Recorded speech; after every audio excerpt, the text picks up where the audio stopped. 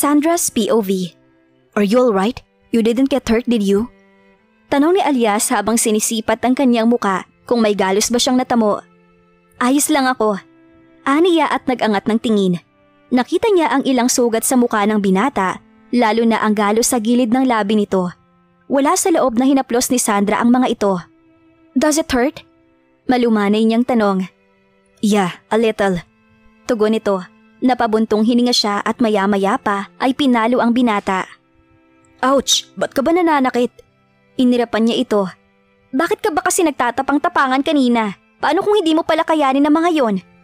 Inis na turan niya at humalukip-kip. Tiningnan na naman siya ni Elias na para bang napaka-imposible ng sinasabi niya.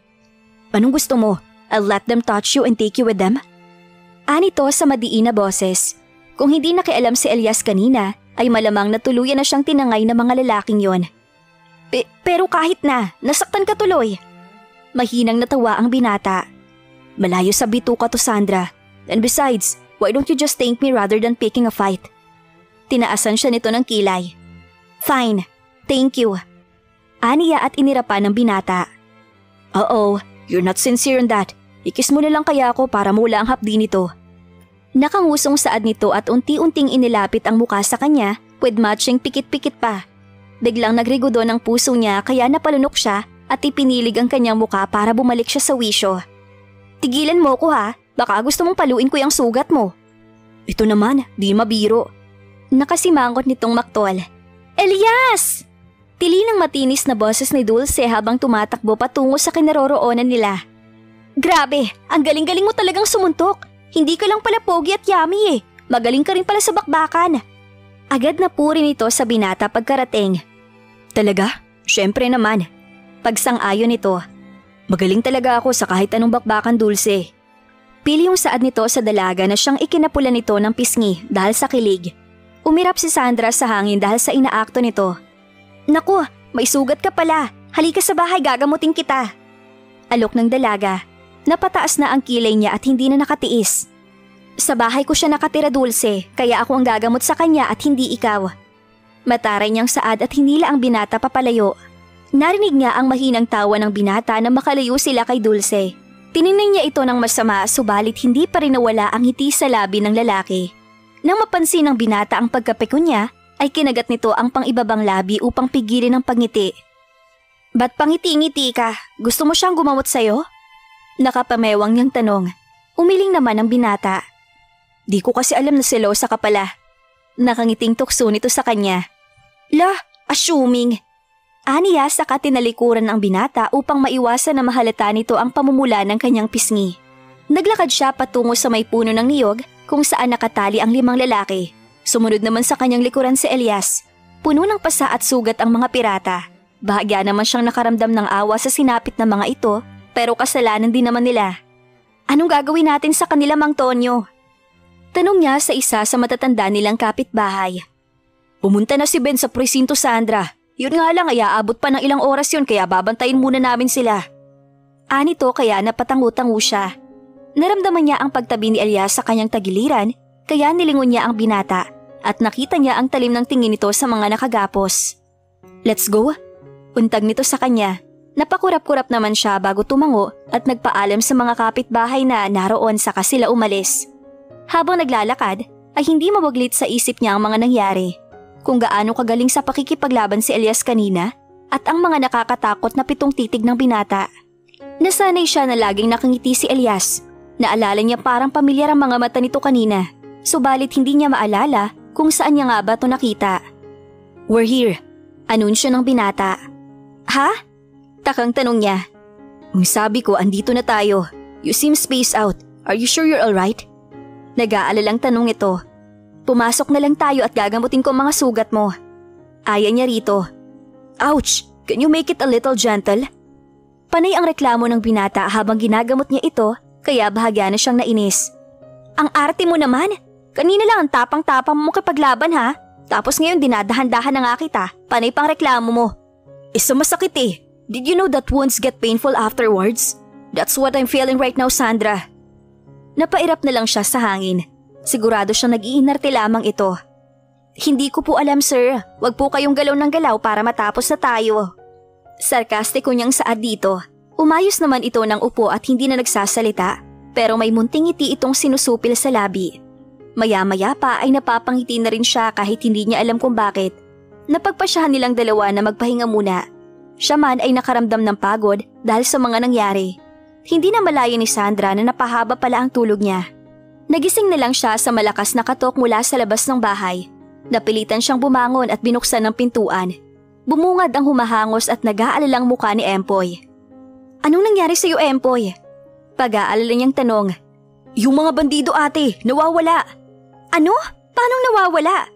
"Papunta na daw silang presinto nang bigla na lang silang hinara ng mga lalaking nakaitim at may suot na bonet, tapos kinuha mga pirata." Bigla siyang kinabahan. Hindi kaya iniligtas ito ng mga kasamahan para balikan sila ng binata? "Sandali lang, Empoy ha. Hahanapin ko lang si Elias." "Nasa dalampasigan po siya kanina ate." Anito kaya niyaya na lang niya ang lalaki na samahan siya. Habang naglalakad silang dalawa, ay nagtataka sila nang makitang nagkakagulo ang dalampasigan. Naroon ang ibang kalalakihan habang parang may inaawat na nag-aaway. Nang makalapit sila, ay nagulat siya na makita si Elias at Rico na parehong pinipigilan ng kanilang kapitbahay. Parehong galit at nagpupumiglas ang dalawa. "Elias!" Natigilan ang binata at lumingon sa gawin niya. Ang kaninang matapang na aura nito ay lumamyos ng tumitig sa kanya. Galit siyang nagmarcha papalapit sa binata at hinila ito palayo kay Rico. "Pasensya na po kayo." Agad niyang hingi ng paumanhin sa mga naroon. "Ayos lang Sandra, iliyo mo na lang muna si Elias dito at baka mas lalo pang lumaki ang gulo." Tugon ni Mang Tonyo sa kanya. Nagpupuyo siya sa galit hanggang sa makarating silang dalawa sa bahay niya. "Ano bang ginagawa mo, Elias?" Bulyaw niya rito. "What?" Inosenteng tumingin sa kanya ang binata na parang wala lang dito ang nangyari kanina. "Hindi mo dapat ginawa yon. Alam mo namang hindi ka taga rito at ganun din ako. Ano na lang iisipin ng mga kapitbahay natin sa nangyari? Na basagulero ka? Na naghahanap ka ng gulo porket magaling ka makipaglaban?" "It's not my fault, Sandra. I just told him what he can't do. Nagpapasikat lang naman ang totoy na yun eh. Tapos nagalit nung na-real talk na." "Kahit na. Hindi ko man alam kung anong pinag-awayan ninyong dalawa. Pero sobrang bait ng mga magulang nun sa atin. Tapos ganyan ka pa?" Nakita niya ang pag-iling ng binata pati ang pag-igting ng panga nito. "Fine, hindi na mauulit." Anito at tinalikuran na siya. Naiwan naman siyang nagtataka sa inasta nito, pero nang mahimasmasan siya sa kanyang inis, ay bahagya siyang nakaramdam ng konsensya. Marahil ay napuno na rin ang binata sa pang-aalipos na ni Rico, pero hindi pa rin ito dapat nakipag-away ng ganon. Napabuntong hininga na lang siya dahil ito ang unang beses na nagtalo sila at paniguradong kailangan niyang suyuin ang binata. Alias POV. Sumapit ang gabi na halos hindi niya kibuin si Sandra. Labis ang inis na nararamdaman niya sa dalaga dahil pakiramdam niya ay mas kinakampihan nito si Rico. Unang araw pa lang niya sa isla ay ramdam na niya ang disgusto ng lalaki sa kanyang presensya. At panay ang pang-aalipusta nitong wala siyang sariling bahay at pera. Muntik pa nitong masira ang good boy image na binuo niya para paibigin si Sandra. Napabuntong hininga siya.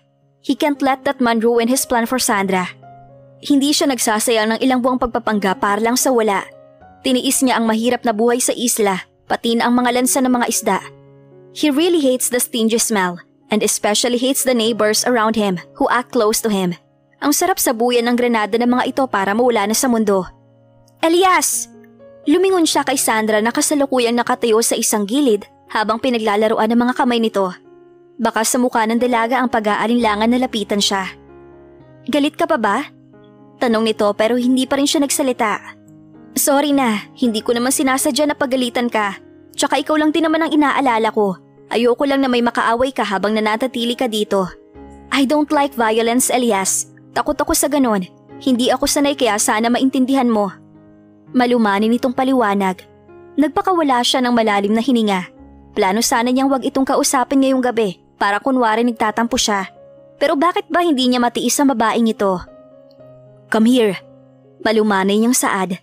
Dahan-dahan namang naglakad si Sandra papalapit sa kanya at umupo sa kawayang upuan katabi niya. "Galit ka pa ba?" Umiling siya bilang tugon. Bakit ayaw mo kong kausapin?" "It's because nagtatampo ako kaya dapat suyuin mo ko." Malambing na sabi niya sa babae. Damn, halos hindi na niya makilala ang sarili ngayon. Is this really him who says those cringy stuff and all? Dati ay hindi na niya kailangan pang magpa-cute at sabihan ng kung ano-ano ang mga babae. dahil sila ang kusang lumalapit at lumuluhod sa harapan niya. But Sandra hits different. 2 buwan na siyang nandito at ganoon na rin siya katagal na nagpapakyut sa babaeng wala yatang balak na pagtuunan ng pansin ng karisma niya. Naku Elias para-paraan mo yata yan para makachancing sa akin eh. Malay mo makalusot. Kibit balikat niyang sagot. Pareho silang natawa ni Sandra. Maya-maya pa ay tinitigan niya ang babae habang nasisinagan ito ng buwan. She was really beautiful. Marami na siyang nakikitang magaganda, but her beauty is an exemption, and he doesn't know why he thinks it that way. So, bati na talaga tayo? Muling tanong nito.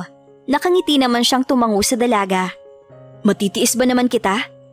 Napansin niyang agad na bumalik ang ningning sa mga mata nito. Siyempre, alam kong hindi. Maya-maya ay nagpaalam na si Sandra na matutulog na, kaya humaga na rin siya sa sofa. Dito siya natutulog mula nang dumating siya sa bahay ng dalaga. Hindi niya alam kung paano niya natiis na pagkasyahin ng sarili, gayong sanay siya sa malambot na kama at malapalasyong pamamahay. Ibang-iba sa malamok niyang pwesto ngayon. Ilang oras ang pinalipas ni Elias bago siya nagmulat ng mga mata. Halos maghahating gabi na nang tingnan niya ang orasan. Napagpasyahan niyang silipin ang dalaga sa silid nito. Tahimik siyang naglakad papalapit kay Sandra at hinaplos ang pisngi nito habang mahimbing na natutulog. Isang beses pa niya itong sinulyapan bago napagpasyahang lumabas ng bahay. Naglakad siya sa masukal na gubat ng isla kung saan nakatago ang kanyang Jaguar Land Rover. Buti na lang at balita sa buong isla na may mga ligaw na hayop sa loob ng gubat, kaya walang nagtatangkang pumasok dito kundi siya lang at mga tauhan niya. Agad niya itong pinaandar at binaybayang daan patungo sa abandonadong warehouse malapit sa bayan. Ipinarada niya ang kanyang sasakyan sa labas ng building kung saan naroroon ang kanyang mga tauhan kasama ang kanyang bihag. Ang mga piratang nanggulo kaninang umaga. Pagpasok niya ay nakita niya si Rain na nakatayo sa gitna habang pinaglalaruan ang bakal na isinasawsaw nito sa apoy. Bored siguro ang baliw na to kaya nandito. Hindi niya pa nakakalimutang inutusan niya itong marahan siyang pupukin ng armas sa ulo para mawalan siya ng malay at maging makatotohanan ng acting niya kapag nakita siya ni Sandra sa baybayin. Pero ang baliw niyang kaibigan, sinamantala ang pagkakataon at pinukpok siya ng napakalakas. Isang araw tuloy siyang tulog ng matagpuan ni Sandra. Am I late? Bungad niya. Gumising naman ng malakas ang baliw niyang kaibigan. You're just in time. Nakangiting tugon nito.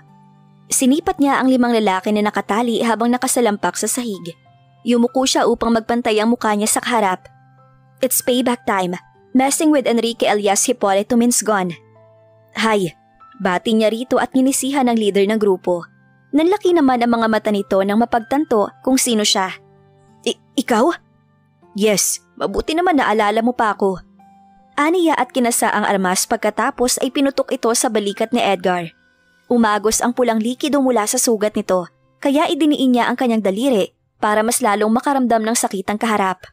Umalingaw-ngaw sa buong building ang sigaw ng lalaki na nagmistulang musika sa kanyang pandinig. Ang lakas ng loob mong pagnasaan ng pag-aari ko ha? Wala kang karapatang hawakan ng babaeng yon dahil akin siya. Akin, naiintindihan mo ba? Napaigik naman sa sakit ang kaharap niya nang mas lalo pa niyang diinan ang sugat nito sa balikat. Parang baliw siyang tumawa habang nakikita ang paghihirap ng lalaki. At talagang plano mo pa akong turuan ng leksyon? Ako na sinasamba at tinitingala ng lahat kahit demonyo sa balat ng lupa? Pwes, ngayon ay ako ang magtuturo ng leksyon na sinasabi mo. Boss, patawarin niyo na po ako. Umiiyak nitong pakiusap, subalit wala siyang maramdamang awa para rito. Magpapakabait na ako. Magtatrabaho po ako sa inyo, boss. Dagdag pa ng lalaki. Tumawa ulit si Elias na parang tuwang-tuwa sa pinagsasasabi ng kaharap. Hindi ko kailangan ng basura para magtrabaho sa akin. Binalingan niya si Artemio, isa sa leader ng kanyang tauhan. Alam mo na ang gagawin sa kanila, Artemio. Yes, Sir Damon. Tugon nito at kinuha mula kay Rain ang bakal na sinadya nitong initin sa apoy. Sumabay si Rain sa kanya palabas ng lugar. Naririnig pa niya ang sigaw ng mga lalaki nang makalabas sila sa abandonadong gusali. Tumaas ang sulok ng kanyang labi. 5 down, 1 left. Aniya sa kanyang isip. Hindi magtatagal ay si Rico na ang isusunod niya. Nagsindi muna siya ng sigarilyo, saka umupo sa hood ng kanyang sasakyan. Wala pa ring tigil kakasigaw ang mga lalaki sa loob, pero mas lalo lamang siyang natutuwa sa narinig. Hindi ka pa bababalik sa syudad, Enrique? Tanong ni Rain sa kanya. Tumingin siya sa kawalan. Ayaw mang aminin ng utak niya ay parang nagugustuhan na niyang manatili sa isla kasama si Sandra. It's not yet time, bud. Aniya sa kausap. Narinig niya ang pagak nitong tawa. Like him, Rain is also a mafia boss, the future leader of the Blackstone Sigma organization, one of their best allies in Spain. I bet Emmanuel is raging mad these days. You're taking too long. Siguro kinakalawang na yung karisma mo kaya hindi ka nakapasa kay Sandra. Isang masamang tingin ang ipinukol niya sa kaibigan. Peste ka rin. Sandra's POV. Nang sumunod na araw ay nagkayayaan silang mga dalagat binata na maligo sa dagat bilang pampalipas oras. Akala ni Sandra ay si Elias na ang susundo sa kanya dahil maayos na naman silang dalawa. Pero si Rico ang kumatok sa pintuan. Yayayain sana kitang sumama na maligo. Bungad ng binata. Pasensya na Rico. Baka kasi dadating si Elias. Sa kanya na lang ako sasabay. Magalang niyang tanggi. Nakita niya ang nakakalokong ngisi ni Rico sa sinabi niya. Huwag ka nang umasa na susunduin ka niya, Sandra. Masaya na silang nagtatampisaw ni Dulce doon. Bigla siyang nakaramdam ng inis at pagkadismaya sa narinig. Napabuntong hininga na lang siya at napilitang sumabay sa binata. Pagkarating nila sa lugar ay hindi nga nagsisinungaling si Rico. Naroon si Dulce kasama si Elias. At nagtatawanan pa ang dalawa na parabang sila lang ang tao sa paligid.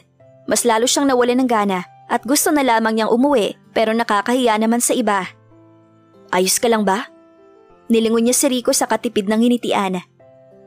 Ayos lang ako, huwag kang mag-alala. Nakita niyang napatingin din ito sa gawin nila Elias na nakatingin rin sa kanilang dalawa ni Rico. Unang nagbawi ng tingin ng binata at muling ibinaling kay Dulce ang atensyon nito. Nagsawalang bahala na lang siya at tinalikuran ng dalawa. Maya-maya pa ay nagkatuwaan na sila sa paglangoy. Kasama niya si Rico, ngunit tinawag ito ni Mang Ben. Marahil ay may ipapasuyo kaya naiwan siyang mag-isa. Natanaw niya si Elias habang panay pa rin ang pag-uusap ng dalawa. Nakalambitin pa ang braso ni Dulce sa leeg ng binata. Ibinaling na lang niya ang paningin sa ibang direksyon para iwasang mas lalo pang sumikip ang kanyang puso. Dahil wala siya sa sarili habang lumalangoy, hindi niya namalayang napalayo na pala siya sa mga kasama. Napunta siya sa mabatong parte sa likod ng kanilang nilanguyan kanina. Hindi sinasadyang nakasagi siya ng isang matulis na bagay dahilan para masugatan siya sa kanyang paa. Lumangoy ulit siya ngunit napunta lamang siya sa mas malalim na parte. Inilibot niya ang kanyang paningin ngunit puro asul na karagatan lang ang kanyang nakikita. Nagsimula na siyang kabahan dahil nag-iiba na ang paningin niya sa dagat. Parang unti-unting nagiging dark blue ang kulay nito. Bigla niyang naalala na baka may pating o kaya ay syokoy na naninirahan doon at kainin siya kaya nagmamadali siyang umalis. Nang subukan niyang gumalaw ay sumakit ang kanyang binti. Oh my God! Bakit ngayon pa ako pinulikat? Nagsimula na siyang maghisterikal kaya nawalan siya ng balanse at unti-unting nalulunod ang kanyang katawan kasabay ng alon. Tulong! Sigaw niya habang umuubo. Kanina pa hinahanap ng mga mata ni Enrique si Sandra. Nakita pa niya ito kanina kasama si Rico. Subalit nalingat lang siya saglit ay nawala na ang dalaga. Panay pa rin ang daldal ni Dulce pero wala doon ang atensyon niya. Kung may choice lang siya ay hindi niya pagtsatsagaan ng ganito kadaldal na babae. Hindi na siya nakatiis at nagpaalam sa kasama. Nakita niya ang pagkadismaya sa mukha nito ngunit wala siyang pakialam. Nagtanong siya sa iba nilang mga kasama ngunit walang nakakita kay Sandra. Napansin din niya ang pagkawala ni Rico kaya mas lalong nagngit-ngit ang kanyang kalooban. Siya dapat ang susundo sa dalaga kanina pero nagulat na lang siya na naglalakad na ang dalawa paalis. Sa labis na inis ay ginamit niya si Dulce para sana ay pagselosin si Sandra gayong hindi naman siya sigurado kung effective nga. Napansin niya ang ilang bato sa kanilang nilanguyan kanina na siya naghahati sa dagat sa dalawang parte. Hindi kaya nandoon ang dalawa? Dahil sa inis ay pumunta siya sa tubig at lumangoy para tingnan ang kabilang bahagi nito. Ngunit ganoon na lang ang pagkagimbal niya nang makita si Sandra na nalulunod. Dali-dali siyang lumangoy upang iligtas ang dalaga. Nang madala niya ito sa tabi ay niyakap niya ito at isinandal sa bato. Sandra, are you alright? Nag-aalilang tanong niya, subalit itinulak siya ng dalaga. Hindi naman siya natinag at mas idiniin pa niya ang kanyang katawan sa dalaga habang nakakulong ito sa kanyang braso. Naasiwa si Sandra sa kanilang posisyon ngunit nang itulak niya si Elias ay kasing tibay ng bakal ang balikat at braso nitong nakapulupot sa katawan niya. Nang tingnan niya ang binata ay matalim ang mga mata nito habang nakatitig sa kanya. Gusto mo bang wakasan ang buhay mo, Sandra? Malamig na tanong nito. Nakaramdam siya ng sikip sa dibdib dala ng labis na kaba mula sa muntik na niyang pagkalunod at sa presensya ng binata. Naiinis siya sa talim na mga mata nito na parang gusto na siyang sakalin. Samantalang kung makatingin ito kay Dulce ay malamlam ang mga mata na ani mo isang maamong tupa. Hindi! Inis niyang tugon rito. Then why are you swimming here all alone? Ramdam niya ang galit sa boses ng binata kaya nagsimula ng manubig ang kanyang mata. Sinadya ko ba yun? Bali ko bang mapupunta pala ako dito? Galit niyang saad at pinagpapapalo ito sa balikat upang bitawan siya. Ngunit mas hinigpitan lang na binata ang yakap nito. Baliw ka talaga! Anong karapatan mo pagtaasan ako ng boses ha? Umiiyak niyang wika. Hindi pa rin natinag si Elias sa pagpupumiglas niya. Ang init ng katawan na hatid ng binata ang mas lalo lang nagpahinas sa kanya. Ilang sandali silang nanatili sa ganoong posisyon bago nagsalita si Elias. I'm sorry for scolding you. I'm just so damn worried about you, Sandra. Akala ko na paano ka na. Hindi naman siya sumagot at nanatili lang nakayuko. Iniangat na binata ang kanyang muka at tininan siya sa mga mata. Nararamdaman niyang parang nalulunod siya sa mga titig ng binata. Nakita niya ang pagbaba ng tingin ni Elias mula sa kanyang mata patungo sa kanyang mga labi. Nag-aapoy na pananabik ang nakikita niya. Subalit imbes na matakot ay parang natuwa pa ang kanyang damdamin. Naramdaman niyang parang kinikiliti ang kanyang sikmura habang inaasam ang maaaring mangyari sa mga oras na yon. Marahil ay napansin nito ang masidhing pagnanais niyang gawin ng bagay na yon kung kaya't walang pag-alinlangan siya nitong hinagkan sa labi. Libo-libong kuryente ang naramdaman niya sa mga oras na yon. Sobrang lakas ang tibok ng kanyang puso na parang hindi na siya makahinga. Hindi man siya eksperto sa larangang ito pero sinubukan niya pa ring gantihan ang hagkan nito sa paraang alam niya. Maya-maya ay iniwan ni Elias ang kanyang labi at dumako ang hagkan nito sa kanyang balikat. Humawak siya sa batok ng binata at idinikit ang kanyang katawan rito na nagparamdam ng sensasyon na hindi niya maipaliwanag. May gusto siyang mangyari, subalit hindi niya alam kung ano at paano. Elias? Mahinang sigaw niya nang nararamdaman ang pagpisil nito sa kanyang pangupo. Inihilig niya ang kanyang muka upang mas bigyan pa ng espasyo ang binata. Iniangat nito ang kanyang katawan at pinulupot niya ang kanyang mga binti sa bewang na binata. Dahil naka-shorts lang si Elias, ay ramdam niya ang kasangga nito na tumatama sa kanyang pagkababae. Sandra? Elias? Natigil ang tuluyang pagtupok ng apoy sa kanilang dalawa nang marinig nila ang pamilyar na boses. Tinig iyon ni Mira at hinahanap na sila. Dali-dali niyang itinulak ang binata at tumawa naman ang huli. Pinanlakihan niya ito ng mata.